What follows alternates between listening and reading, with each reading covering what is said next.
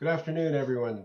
Today, I just wanted to point out the difference between Medicare Supplement Plan F and Medicare Supplement Plan G. There's one difference between the two plans, and that is the Part B deductible.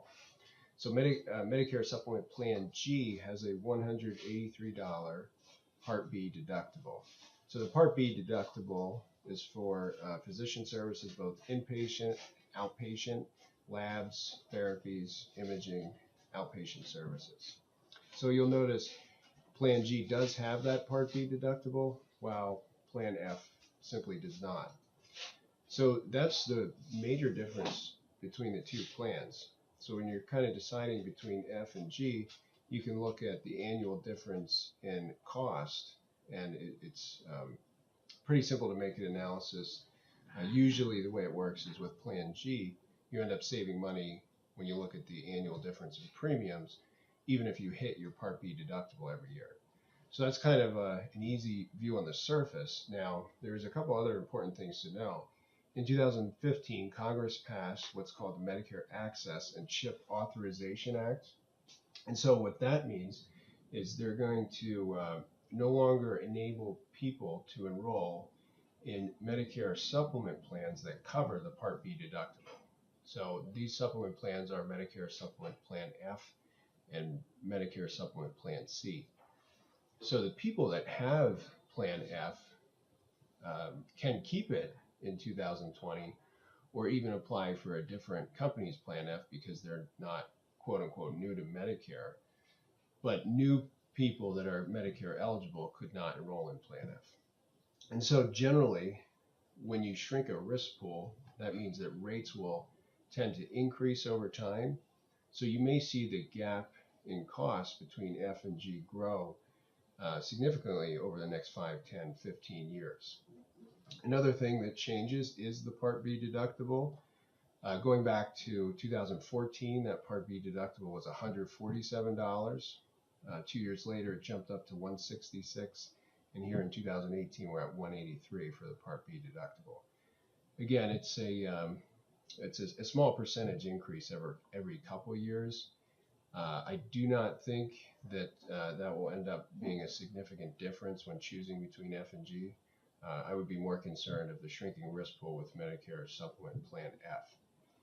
You can go onto Medicare.gov and actually view which companies offer Medicare supplement plans in each individual state. So if we back up here, this is for Southeast Pennsylvania.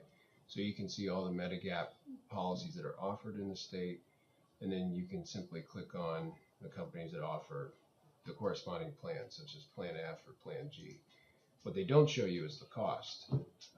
So it is not a bad idea to talk to an agent or broker, whether that be myself or somebody else.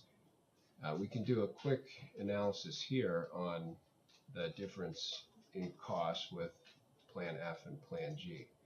One thing I always tell people is you don't always want to just look at who has the lowest price because some companies will come in with a low cost but then increase your rate substantially in the corresponding years. So you want to choose a company that has a stable rate history and that has a lot of insured people, right? Because when you do get a Medicare supplement, if a year or two goes by and you want to change to a different company or change to a different letter plan, then you could be medically underwritten, and so the insurance companies do not have to accept you. But once you're new to Medicare, you're newly eligible to Medicare Part B, you have what's called an open enrollment right. You can get any plan you want. So if we look at a company that has a lot of insured people, so Continental Life, this is the underwriting company for Aetna. So Plan G is $155, okay? And then Medicare Supplement Plan F, if we look at the same carrier, just to compare apples to apples, would be $181.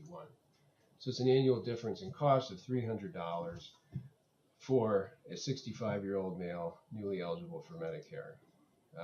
If you change this to a female, you'll notice this disparity will grow a little bit. So if we're sticking with the same carrier, we look at $135 for Plan G versus Medicare Supplement Plan F, 158.